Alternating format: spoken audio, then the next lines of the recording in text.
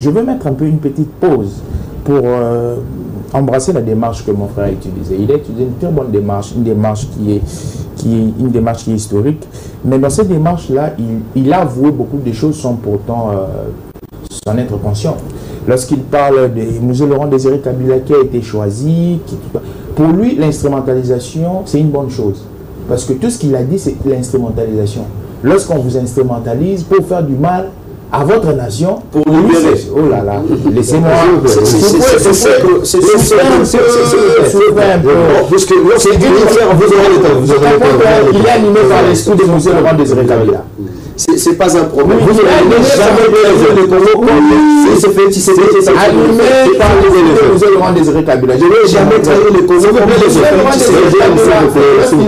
Vous avez le temps de répliquer. Lorsqu'il arrive au pouvoir, soi-disant libérateur. Quand on vous appelle libérateur, il faudrait apporter un nouveau vent. On a traité Mobutu d'autocrate. Quand on parle de l'autocratie, c'est cette même personne-là qui concentre le pouvoir entre ses mains. Alors lui, quand il vient, il est-il un démocrate? Non. C'est un autocrate aussi. Preuve du contraire, il va monopoliser même le Parlement entre ses mains.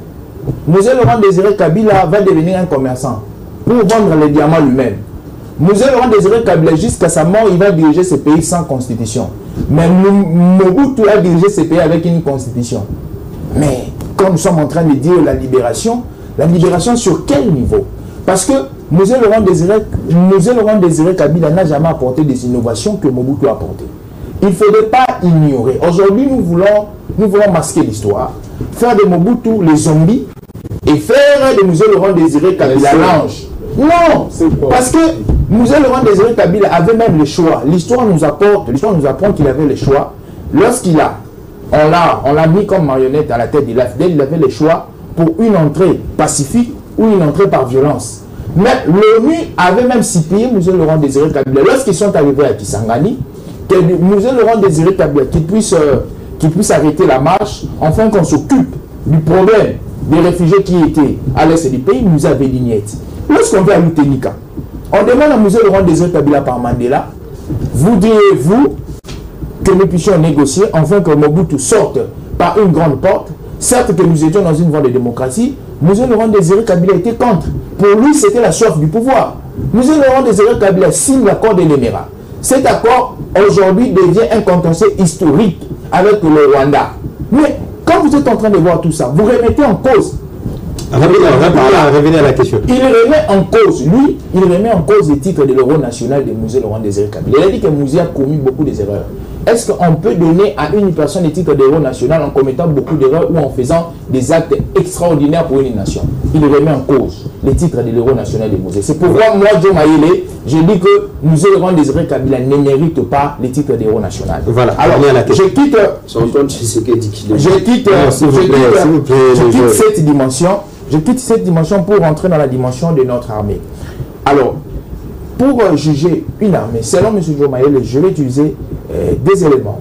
Il y a le premier élément qui est un élément quantitatif, le deuxième élément qui est l'élément qualitatif. Alors, quand on parle du quantitatif, je vois plus les numériques, les nombres. Exactement, nous avons, l'armée congolaise a un nombre très suffisant des éléments.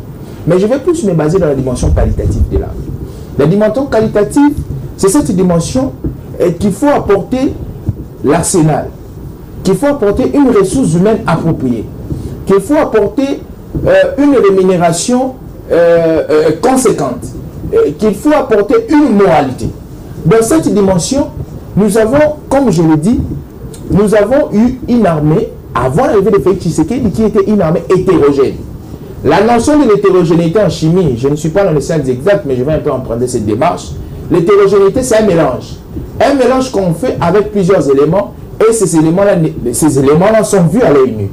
Alors, l'armée congolaise a connu ces mal depuis la nuit des temps, avec les brassages, avec le mixage. Il y a un contexte qui s'est fait que notre armée soit hétérogène. Alors, dans cette dimension avec l'hétérogénéité, avec les rebelles, avec les infiltrés, on ne pouvait rien faire avec cette armée. Mais il a fallu apporter maintenant une touche qualitative. Cette touche qualitative pour commencer à éliminer ces éléments-là hétérogènes.